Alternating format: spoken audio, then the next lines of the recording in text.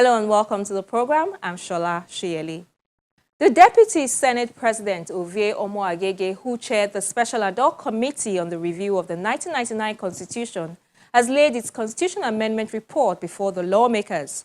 There are 68 items for amendment in the Constitution, and in our conversation with Senior Advocate of Nigeria, Olusegun Fabunmi, we'll look a little closer at some of the recommendations. I began by getting his views on one of the recommendations which has generated a lot of controversy, the one seeking to grant life pension to their presiding officers. If you look at the outcry about what is happening at the National Assembly, I would have felt that they shouldn't have even gone to that area at all. Firstly, people believe that they are earning more than what they are doing. The services they are rendering to the generation of the people is not commensurate with what they are earning. That is the opinion of the people. Although on their own side, they believe that they are doing a lot of work and that what they are earning is not even enough for them. And then you also see the issue of constituency projects, which runs into billions of naira.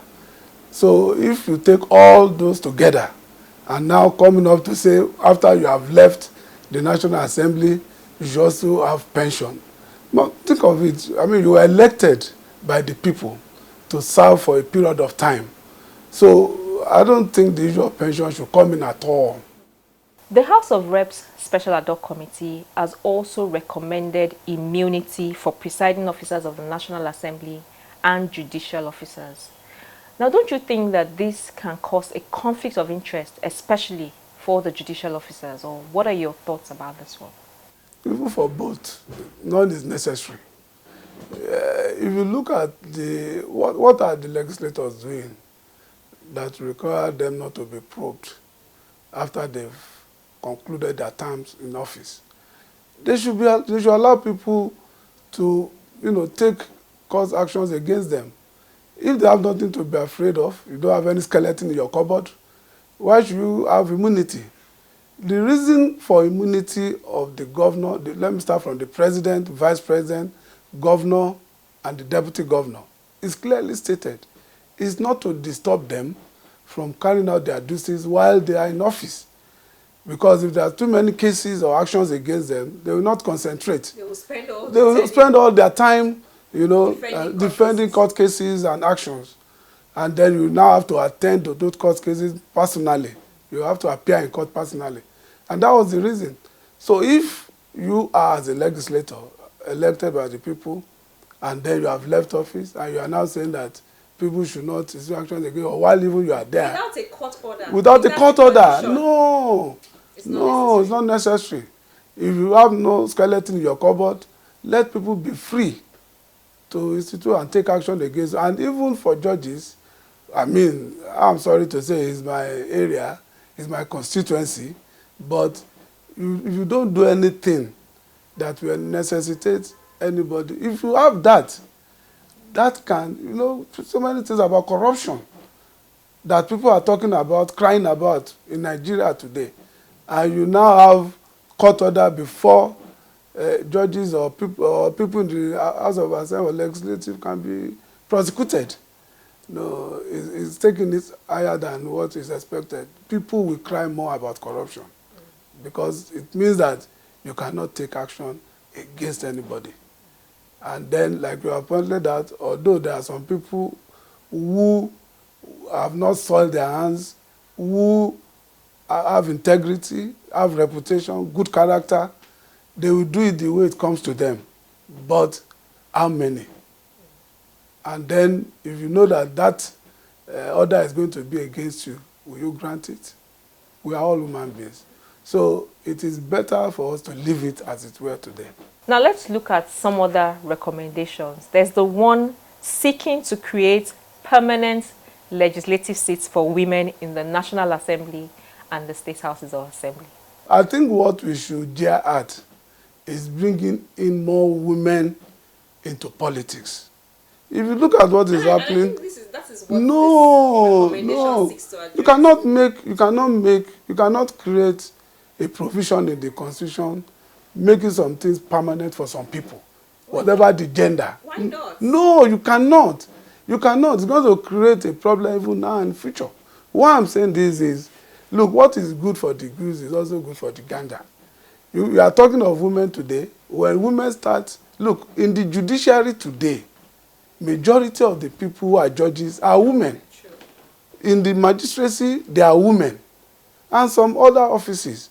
So, if you are talking of legislature or politics, there will be a time that women will be maybe outnumber men when people know the fact that, look, you can trust women more. Why people appoint more women for judicial positions is because they believe that they are more trusted and have good character, and, although not 100%, but at least a woman will fear to say, look, come and bribe me. That is the belief. And maybe it's true. But if in future, you now say you make a permanent seat for women, and then the time comes when there are several women more than men, oh, come on. Well, what does it matter? For this No. long time, we've had more men than women. No, it matters. It's because women, what I believe strongly, seriously speaking, is that we should allow and encourage orientation. Look all over the world, you have women who are presidents, prime ministers. I'm sure Nigeria is going to get to that stage.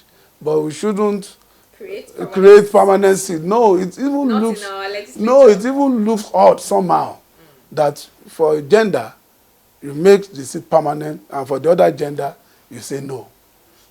I mean, for even me as a man, it's unconstitutional. So that's discrimination right there. Yes.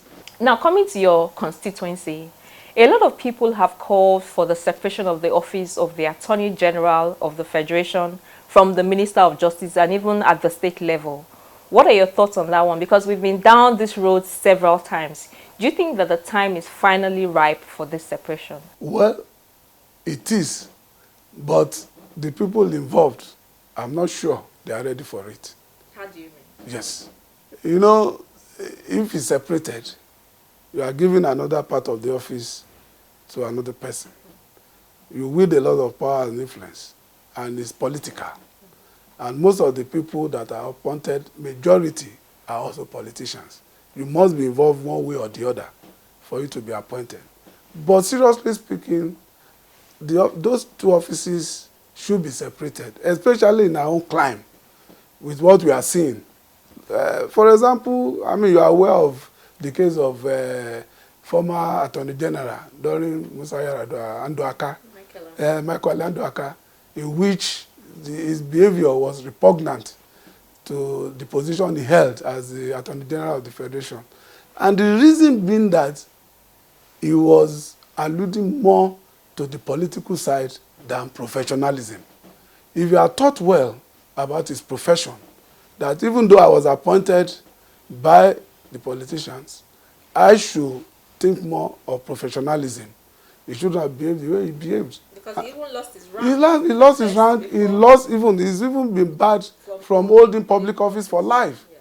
So how can you put your life at stake for a period just to do the bidding of politicians? So I believe strongly that if the two offices are separated, you can face your profession squarely. But what about the person who has to do the political side of it?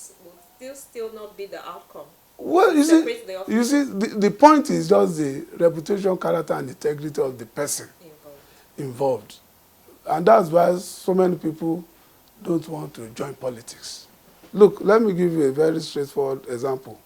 I started my practice from Afe Abalola in 1989, where I served. And I was aware that he was offered almost, at least I know of 2 appointments to be Attorney General of the Federation. He refused. It's because of this kind of situation, because once you accept that office and position, it's most time difficult for you not to do the bidding of the person that appointed. Is who pays the piper dictates the tune. So, and most times as human beings, especially when you look at the perquisites of office and what you are enjoying there, and you don't want to leave the office, you most often do the bidding of your appointor. So that's just the problem. But if those offices are separated, maybe it will go a long way, at least on the professional side. Because the professionalism itself is the main issue. I don't want to say that. You see the imbroglio and problem that the NBA have been having with the current Attorney General of the Federation. It has to do with the issue of professionalism and the political aspect of it.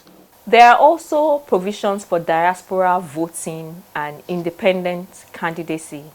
If those provisions scale through, do you think that INEC is capable and ready to deal with them? I don't think so. I'm not too sure. You know, even look at the issue of electronic voting. It's generating a lot of controversy, and we are not yet there. We don't even know what INEC is even doing. We have not even been tested. I mean, there should be a test run on what to be done if you want to go electronical. As at now, we don't know about electronic voting. We don't know how it's going to be done. You get to the polling booth and you start putting your finger, and you cannot be voted. You cannot get things done. So I think that whatever we want to do, there's still more orientation to be done for all as Nigerians, for us to know where we are going. It's good to say it. Those who have been doing it, if you do election in maybe UK and America, you don't even know they are doing election. People go in and come out easily. But look at our situation here. You see policemen all over the place. Look at just ordinary Osun primary election, the shootings and all that. The way people are even barraging the press and everything with so many falsehood. And you know it is false, just because they want to get to that position. So INEC definitely is doing a lot of work. They are trying, but we are not yet there. So let's even do the one internal and master it and get it done before you can even talk of diaspora. That's my own position.